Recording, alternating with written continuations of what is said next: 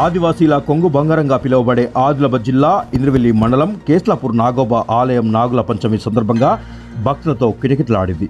నాగోబాను దర్శించడానికి మహారాష్ట్ర, తెలంగాణ ఉమ్మడి ఆదిలాబాద్ జిల్లా నలుమూలల నుండి భక్తులు పెద్ద ఎత్తున తరలివచ్చి మొక్కులు చెల్లించుకున్నారు.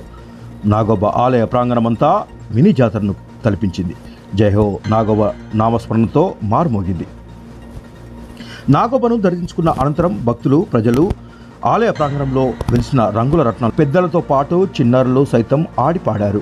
సుదూర ప్రాంతాల నుండి వచ్చిన భక్తులు అక్కడ వెలిసిన తిరుబండరాల దుకాణాల్లో జిలేబీ, మిర్చి, బజ్జీల రుచులను ఆస్వాదించారు. మిశ్రమ్ యూత్ ఆధ్వర్యంలో నిర్వహించిన వాలీబాల్ పోటీలలో వివిధ గ్రామాల జట్లు పాల్గొని ఆడారు. గెలుపొందిన జట్లకు బహుమతులు ప్రదానం చేస్తామని మిశ్రమ్ యూత్ సభ్యులు తెలిపారు.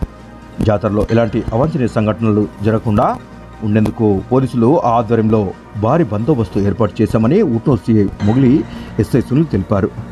వివిధ ప్రాంతాల నుండి వచ్చిన భక్తులు నాగోబా ఆలయ ప్రాంగణంలో దినమంతా భక్తి శ్రద్ధల మధ్య ఆనందంగా, ఉత్సాహంగా, ఉల్లాసంతో గడిపారు. ఒక్కసారిగా వేల సంఖ్యలో తండోపతండాలుగా భక్తులు నాగోబాను దర్శించుకోవడానికి రాగా ముత్నూరు నుండి కేస్లాపూర్ గ్రామం వరకు భారీగా ట్రాఫిక్ జామ్ ఏర్పడింది.